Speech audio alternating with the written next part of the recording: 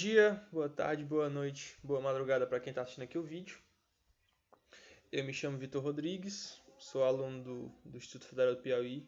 Eu faço licenciatura em Física, estou no quinto período ou estou no sexto período. Eu acho que eu estou no quinto ainda, não sei direito. Esse ano está tudo confuso, mas estou no quinto período e eu vou explicar hoje como é que vai ser desenvolvida, aliás, como é que vai ser aplicada a sequência didática que eu desenvolvi para uma turma do ensino fundamental. O tema da sequência didática é ondulatória e ela se encaixa na disciplina de Ciências da Natureza, né? Como a gente sabe, no ensino fundamental, tanto o inicial como o final, não tem as disciplinas de Ciências da Natureza, elas não são separadas, né? Física, Química e Biologia. Elas são juntas numa disciplina chamada Ciências da Natureza, né? Disciplina que ela agrega todas as três grandes áreas das ciências da natureza. Eu vou dar alguns avisos aqui. O primeiro é que para as sequências posteriores a essa, vai ser o mesmo estilo. Eu vou fazer uma explanação sobre como deve ser aplicado, vou abordar os principais pontos e vou mostrar o experimento. Eu gravei o experimento externamente, em outro horário, até por questões de luminosidade. Eu estou gravando esse vídeo agora à noite porque é mais silencioso para essa conversa. Mas o experimento sempre vai ser gravado num horário posterior, externo, né? Na faixa da tarde, que a luminosidade é melhor para ver.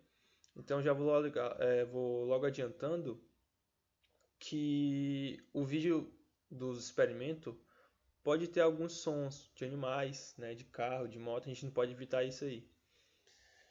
E também a gente não pode também esperar uma grande produção, né? Cinematográfica, porque somos todos amadores.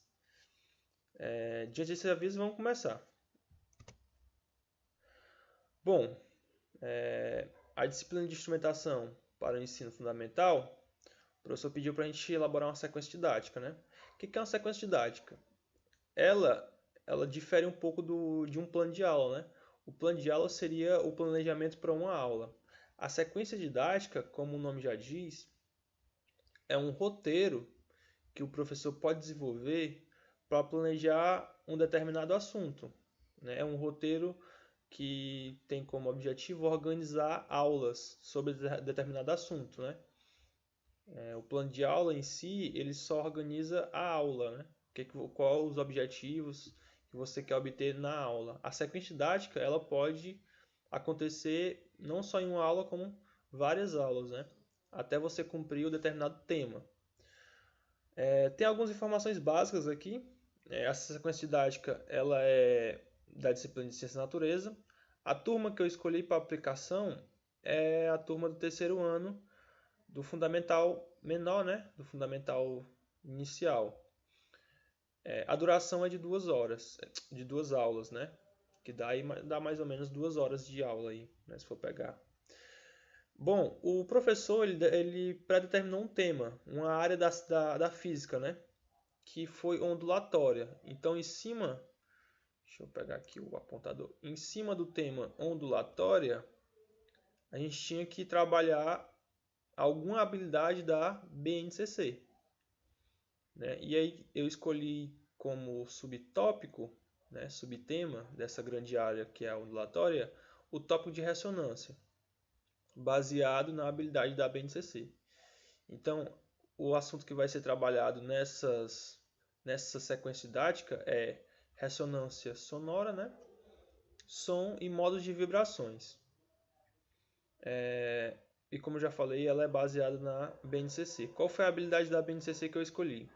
Foi a do Ensino Fundamental 3, de Ciências da Natureza, habilidade 1, que diz o seguinte: produzir diferentes sons a partir da vibração de variados objetos e identificar variáveis que influenciam nesse fenômeno.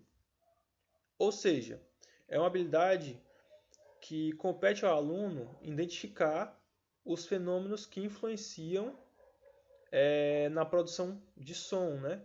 De alguns objetos. A gente sabe que tem alguns objetos com determinadas características que produzem sons e conforme você vai mudando a forma ou as variáveis, né, volume, elasticidade, você vai produzindo sons diferentes. E isso se encaixa muito bem com o tema de ressonância, porque a ressonância sonora, som e modos de vibração encaixam muito bem nisso, né? Nessa competência, nessa habilidade da BNCC. A gente tem que tomar alguns cuidados. Eu vou explicar isso um pouco mais para frente, mas eu vou logo adiantando alguma coisa. A gente tem que tomar alguns cuidados em relação ao tema que você vai trabalhar. A física em si, ela é uma disciplina que pode ser facilmente trabalhada em qualquer série do ensino fundamental. Agora, como você vai trabalhar que pode criar uma certa resistência ou dificuldade por parte dos alunos. Por exemplo, você vai trabalhar o tema ressonância sonora. Claramente você não vai fazer as equações de frequência, as equações de amplitude de onda, de velocidade do som, essas coisas, né? O objetivo aqui dessa sequência para a turma do terceiro ano do ensino fundamental menor é uma coisa mais abstrata, né? Aliás, é uma coisa mais concreta, né? É uma coisa mais para visualização, percepção do aluno, para criar uma motivação nele. E não necessariamente para você realizar operações, cálculos, porque o aluno, além de ele não ter ainda um amadurecimento para estudar, né? Ele também tem algumas competências. Por exemplo, ele pode não saber ainda as operações matemáticas, ele não pode nem saber ler, né? Ainda direito, então tem que se tomar um cuidado. E eu planejei essa sequência didática visando isso, visando esses cuidados que o professor tem que ter na hora de aplicar o tema, né, ondulatória. Aliás, não só ondulatória, qualquer tema da física para o ensino fundamental menor, ele tem que ser muito mastigado, né, muito detalhado, muito visual para o aluno, muito concreto, o aluno tem que ver a coisa acontecendo e, de certa forma, que traga outras disciplinas para agregar, né, ter uma interdisciplinaridade. Por exemplo, com outras áreas da física, como a química, outras áreas da ciência, como a química, né, a biologia, matemática, a língua portuguesa. Muito importante você agregar ciências com a língua portuguesa, de uma forma a buscar que o aluno, além de agregar conhecimentos de física, comece a ler e escrever, né? A gente sabe que a alfabetização é muito importante nessa fase do aprendizado. Pois bem, desses dados iniciais, a gente vai aqui para o próximo slide. Bom, aqui tem um sumário que eu vou usar basicamente em todas as minhas sequências didáticas. O professor ele disponibilizou para a gente um modelo de sequência didática. Aí eu peguei o modelo dele e fiz umas adaptações, né? Para deixar um pouco mais fácil para mim visualizar o que eu estava fazendo, né? Porque de início eu achei um pouco complicado, nunca tinha feito uma sequência didática. Aí eu tentei adaptar de um jeito que eu pudesse saber o que eu estava fazendo, né, e não fazer bobagem. Então, no sumário da sequência didática, temos o quê? Sempre vai ter algumas estruturas.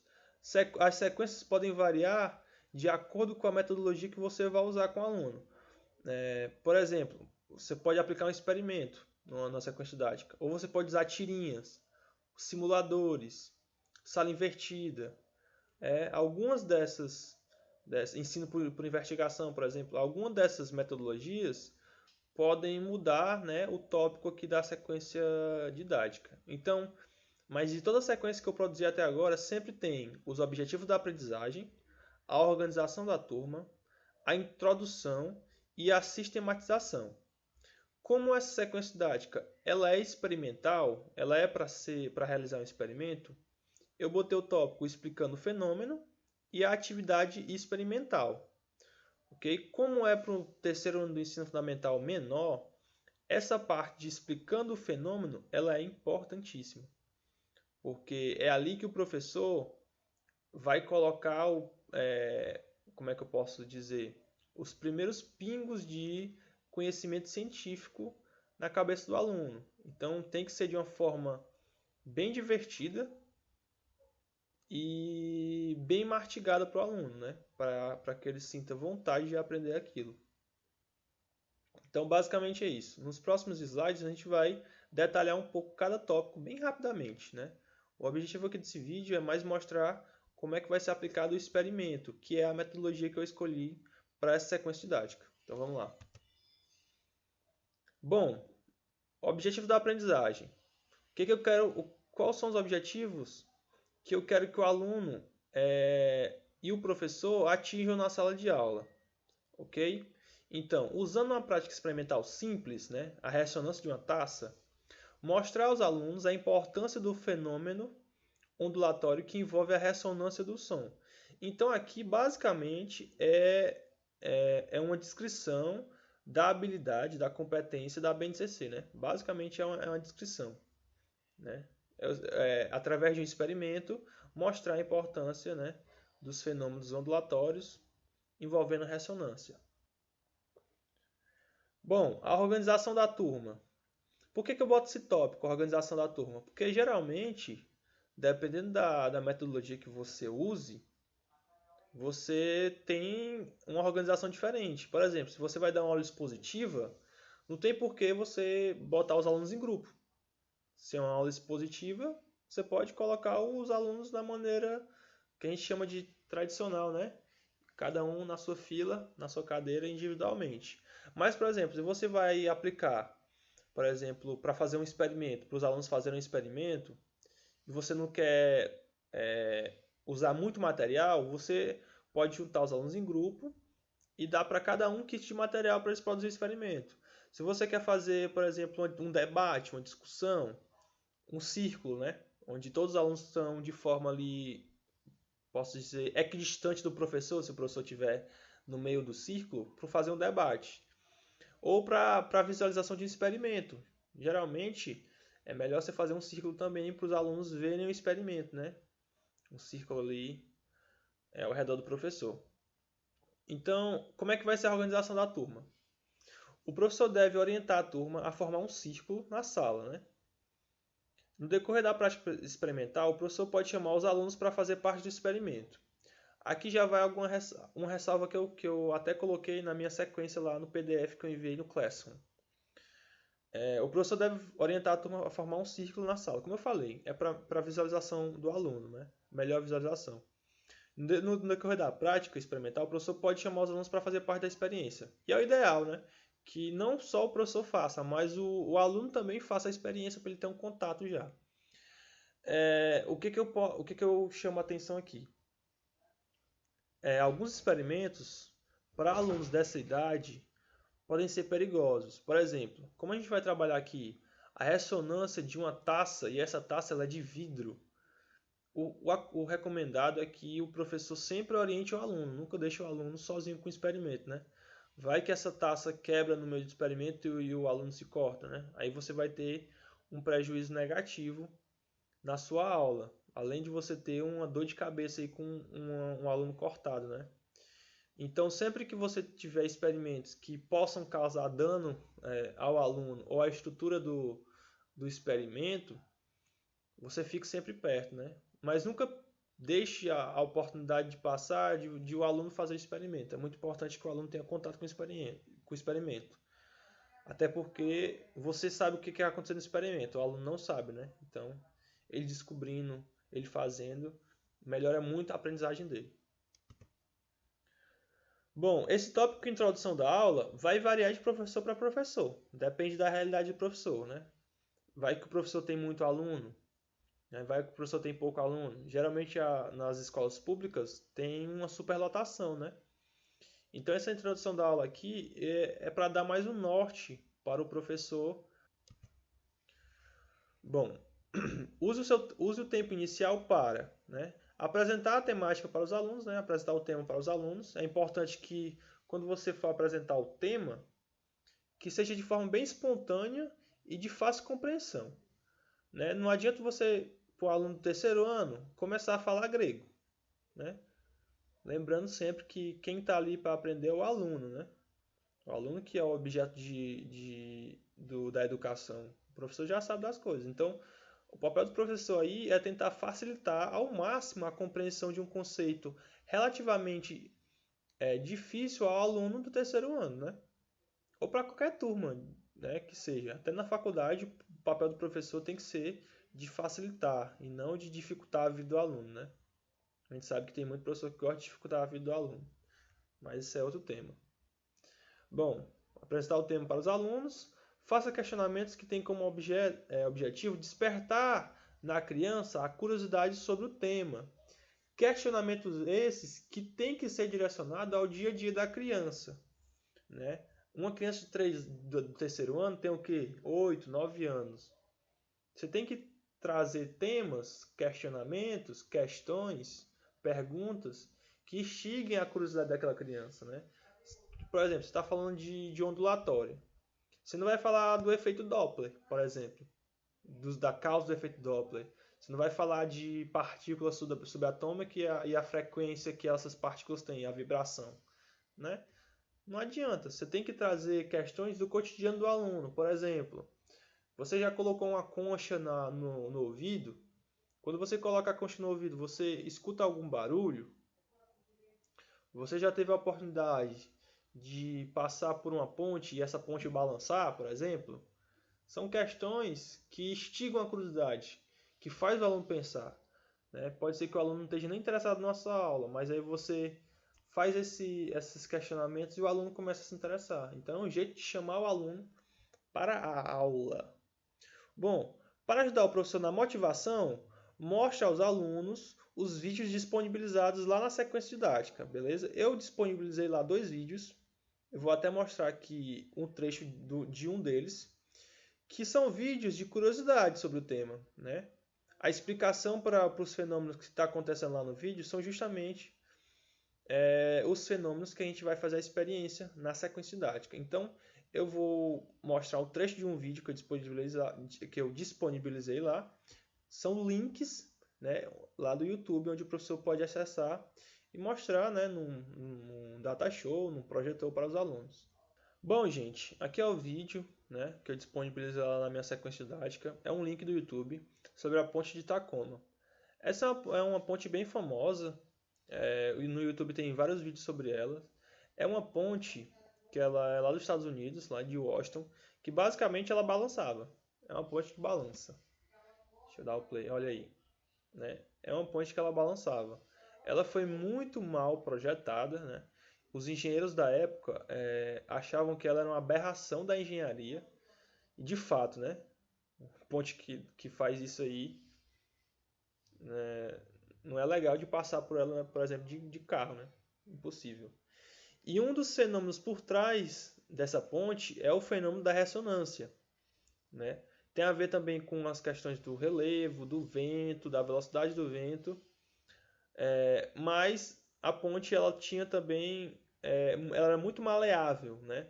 E ela tinha uma frequência de vibração, né? Um modo de vibração que era muito baixo. Parece fake. Eu até coloquei lá na sequência didática que os alunos poderiam perguntar e se isso aqui era fake, né? E não, isso aqui não é fake, ó. A ponte passou, eu acho que 10 anos nesse estado, depois ela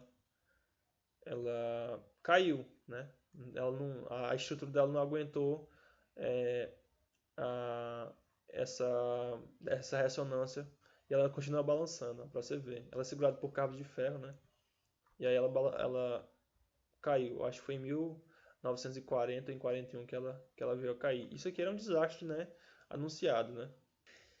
Então, esses vídeos, que são vídeos de curiosidades, eles servem também, além de despertar a curiosidade do aluno, chamar a atenção dele, né? Vai que o aluno está dormindo na aula, né? Se ela for de manhãzinha.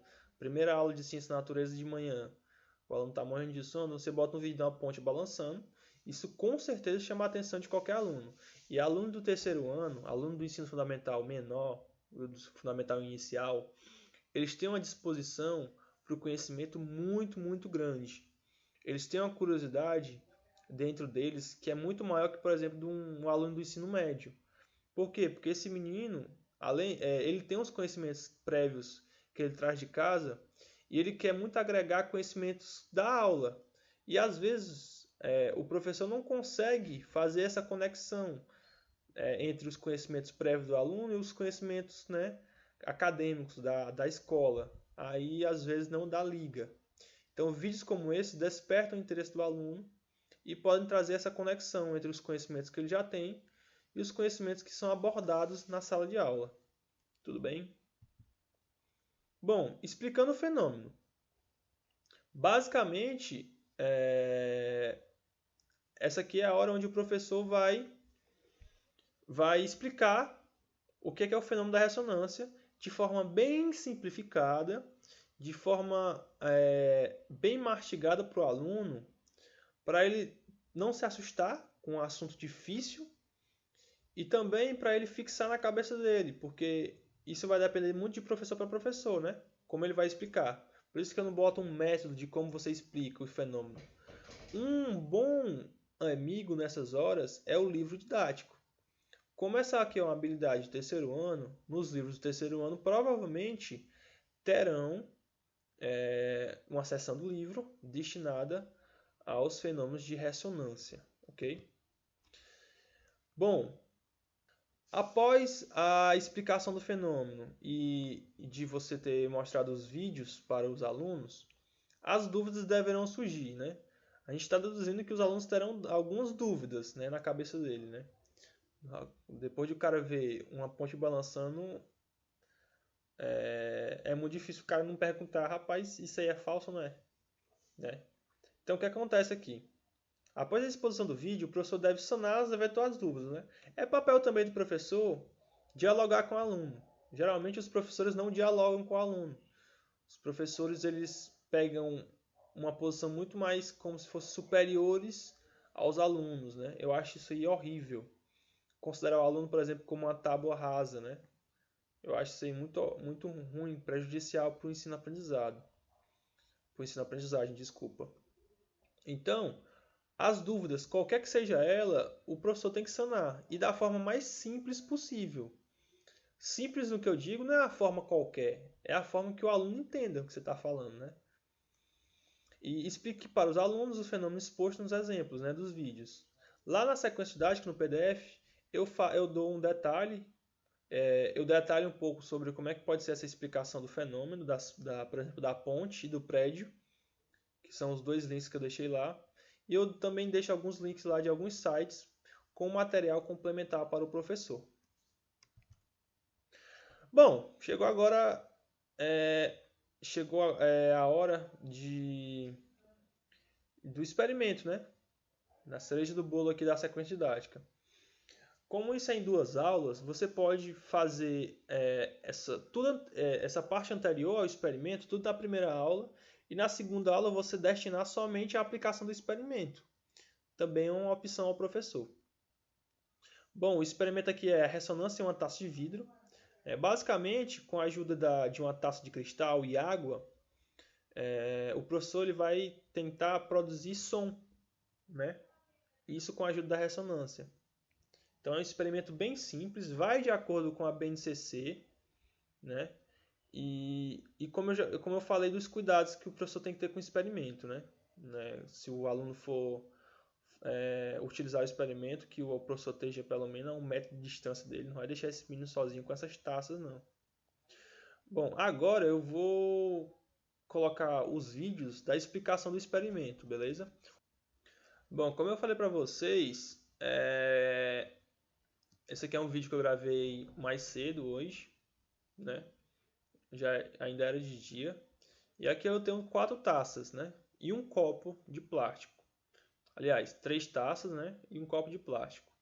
O objetivo da experiência aqui é explicar o fenômeno da ressonância através desses materiais aqui, né? E ver qual é a diferença do som produzido entre eles. Por exemplo, essa taça aqui, ela produz um som diferente dessa, que produz um som diferente dessa, que produz um som diferente dessa. E a quantidade de água que você coloca na taça também faz que o som fique diferente, né? Pode ficar mais grave, mais agudo. Então, vou colocar aqui o vídeo para rolar. Bom, agora a gente vai realizar a experiência. Eu tenho aqui 3 taças de vidro, né? 3 modelos diferentes de taças de vidros. E eu tenho aqui um copo de plástico. Qual é o objetivo dessa prática? A gente vai tentar produzir um som a partir da vibração, né? A gente vai colocar água nessas três taças e no copo, e por meio desse movimento circular, ó, a gente vai tentar produzir um efeito sonoro. Primeiro vai fazer com essa, depois a gente vai fazer com essa, e por fim a gente vai fazer com o copo. Intuitivamente a gente sabe que a gente vai ter pouco resultado com o copo, mas para uma criança é interessante que seja feito com o copo para ela saber que com materiais dá para fazer e com outros não dá para fazer.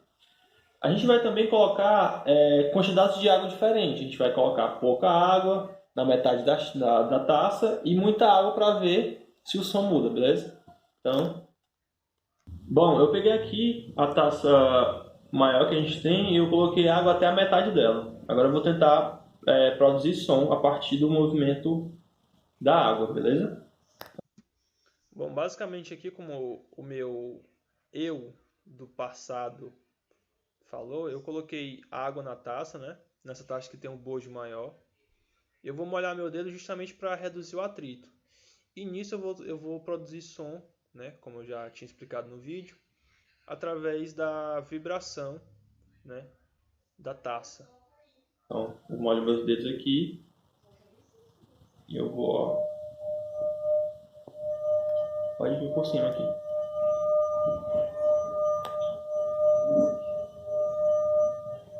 Se vocês conseguirem ver bem, ó, a água está se movimentando quando eu passo o dedo na borda. Ó. E esse é o som que ela produz.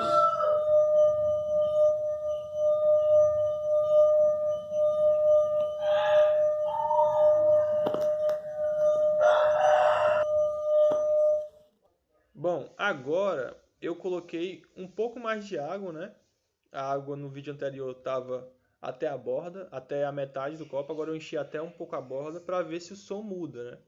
Esse experimento é para ser feito mais ou menos desse jeito quando estiver na sala de aula.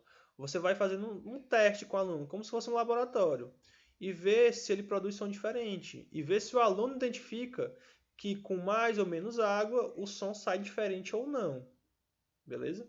Então eu vou aqui dar o play no vídeo aqui para a gente ver. Bom, eu enchi mais um pouco de água para ver se o som muda, né?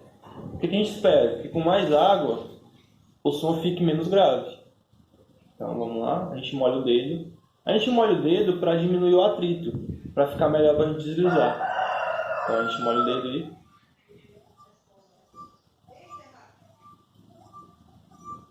Próximo aqui. Você pode perceber, ó,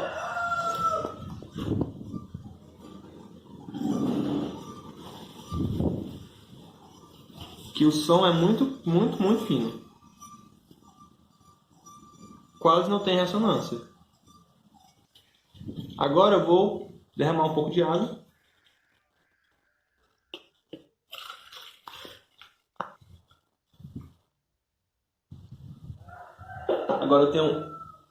Agora eu tenho muito menos água aqui na taça. Aí eu vou ver se o resultado vai mudar. Então aqui eu molho um pouco o dedo e...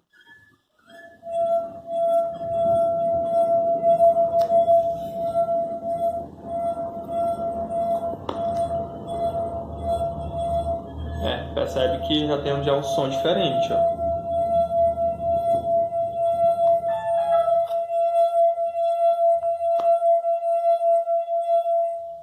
Agora eu vou tirar mais água, deixar só um pouco de água agora. Bom, agora eu tenho quase nada de água, a água está quase no fundo da taça, eu vou ver qual o som que ela vai produzir. Vou botar molhar um pouco meu dedo aí.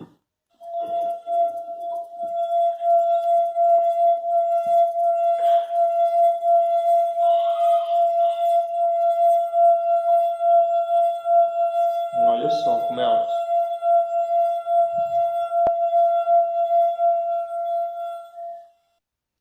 Basicamente, eu vou repetir o processo com as outras taças, né? Com a taça, aquela um pouco maior, com a pequenininha e com um copo de plástico. Basicamente, eu vou fazer isso para que o aluno perceba qual é a diferença dos formatos com o som produzido, né?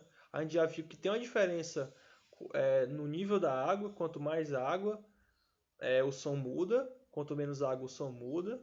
Agora eu vou demonstrar para o aluno, né, o formato da taça influencia ou não. Bom, aqui eu estou enchendo a segunda taça que a gente vai usar, o mesmo procedimento. Bom, agora a gente vai testar com essa taça aqui um pouco mais maior no tamanho aqui, mas ela é menorzinha no comprimento, no diâmetro dela. A gente vai ver qual é o resultado.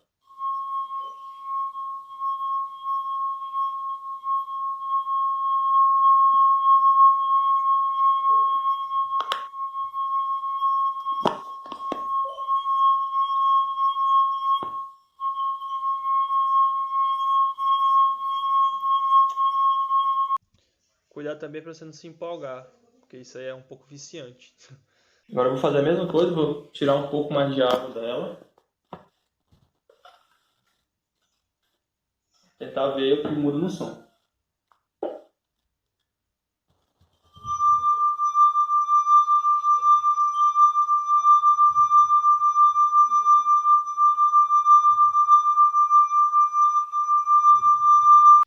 Podemos perceber aí que tem uma mudança muito abrupta no som, né? Com a quantidade de água que você coloca.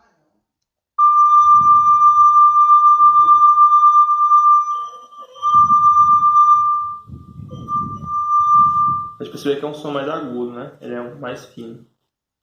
Bom, agora a gente vai fazer com essa aqui, que é quase um copo, não é nem uma taça. Vamos ver qual é a diferença agora nessa taça. Bom, agora a gente vai fazer o teste com essa última taça, né? Que é quase um copo de vidro, na verdade.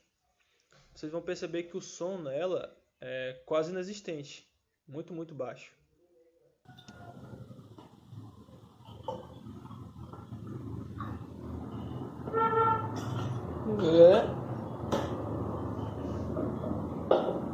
Bom. Vamos lá.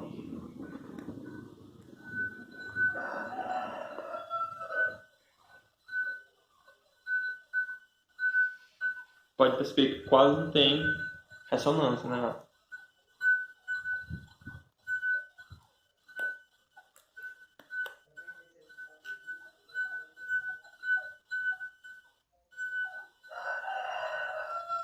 Quase não existe ressonância. Tem um pouco ainda. Um pouco mais difícil de se obter. E por fim, agora a gente vai fazer um copo de plástico, né? O que a gente espera? A gente espera que não tenha ressonância, porque o material dele é muito mais rígido, ok?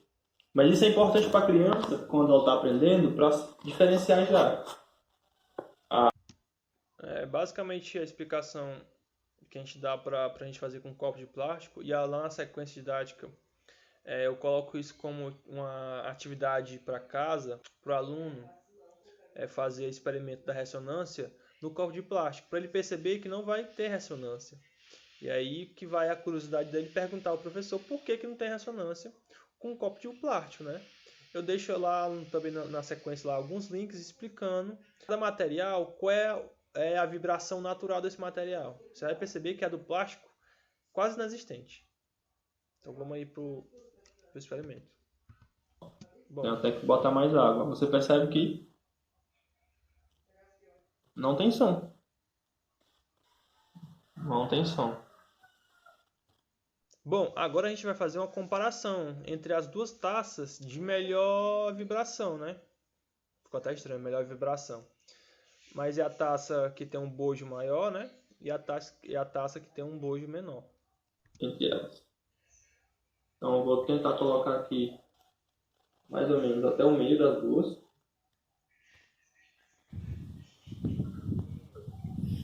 E ver o que eu consigo fazer. Então, vou colocar assim. Vou ver se dá certo.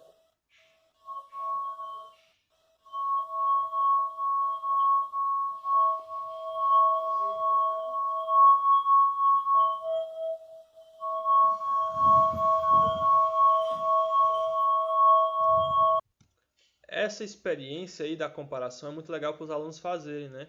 Para eles testarem o som. Essa é aí a hora que o aluno coloca a mão na massa, na sala de aula, e testa o experimento, né? Para ele produzir som diferente e ver a comparação.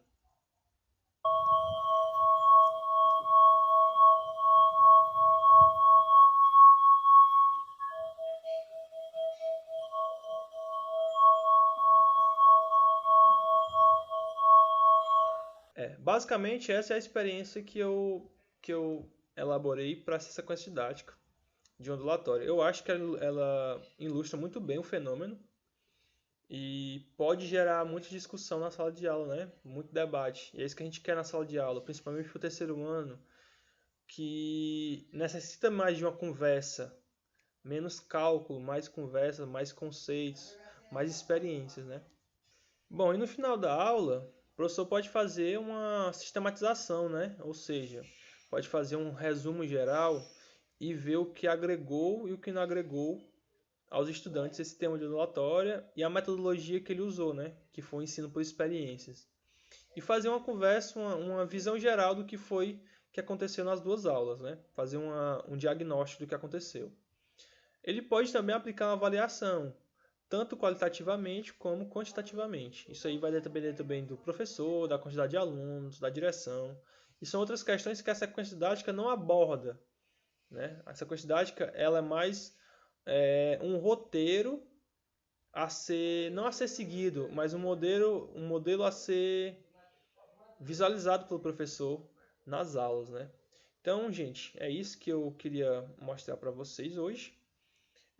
As próximas sequências terão esse mesmo modelo, né? Esse modelo de experimento como a gente colocou aqui no sumário, né? Com esses tópicos. Como serão só a metodologia que a gente vai usar é a metodologia usando experimentos, o sumário da sequência vai ser o mesmo, né? Não vai mudar muito. Então espero que vocês tenham gostado. Tenham um bom dia, uma boa tarde, uma boa noite, uma boa madrugada e até a próxima.